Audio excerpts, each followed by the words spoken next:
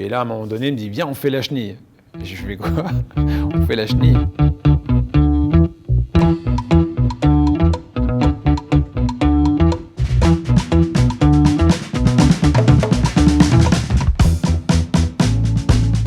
Rail, quand il jouait au Paris Saint-Germain, parce que j'ai découvert un joueur extraordinaire, très bon, très talentueux. Je ne sais pas si c'est le bon mot, mais le plus méchant, bon, même si c'est mon ami, je vais dire Eric Dimeco. Ouais, il faisait pas de cadeau, Eric. Sans pitié. Sur ce fameux match, Marseille-Montpellier, 0-4 à la mi-temps pour Montpellier. Donc on rentre au vestiaire, on se fait, bon, vous pouvez l'imaginer, on se fait incendier par nos supporters. Et là, en fait, Roland il arrive dans le vestiaire très calme, très serein. Voilà, on va dire que c'est un match de pétanque. C'est-à-dire que l'équipe adverse, elle est à 12-0, et pour qu'elle gagne, il faut qu'elle mette le 13e point.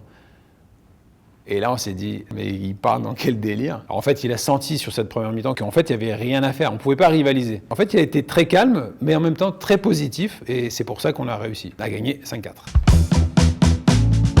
Ah, c'est peut-être Danny Beaufin. En fait, il adorait prendre les clés de ma voiture. Il ne voulait pas que je parte. Il les gardait jusqu'à ce que lui il parte, donc ce qui fait que je partais souvent le dernier avec lui, quoi. Oh, la question, elle est dure, hein. Ah, je vais peut-être dire Florian Maurice, ouais, à l'Olympique de Marseille. J'adorais son style de jeu, comment il donnait une solution, comment il se déplaçait, et puis il a marqué des beaux buts en plus. Ouais, c'est terrible. Toulouse, Metz-Toulouse. Un ballon qui passe devant le but comme ça. En fait, j'ai plus qu'à la mettre et je suis un peu trop décontracté. Et c'est pour ça qu'en fait, je tire sur le poteau. Et le ballon, il repart à l'opposé. La chenille était pas mal, à Metz.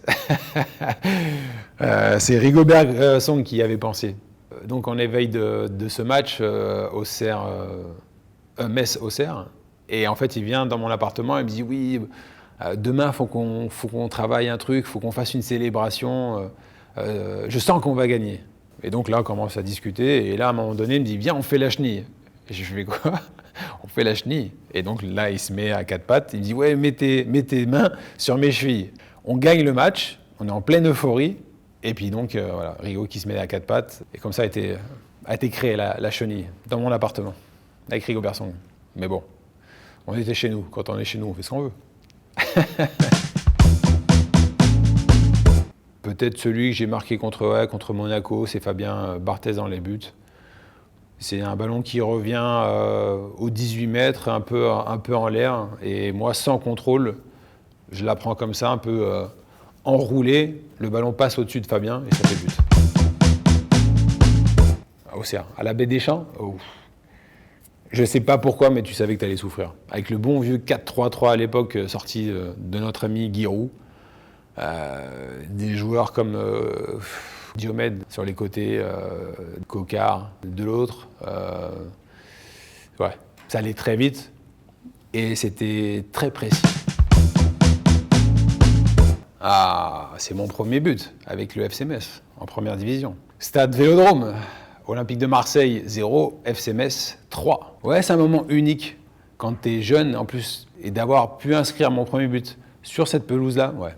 Pour moi, c'est un moment magique. Je ne sais plus qui me fait la passe et du milieu de terrain, je pars seul au but. Et je fais petite pitchnette, tranquille.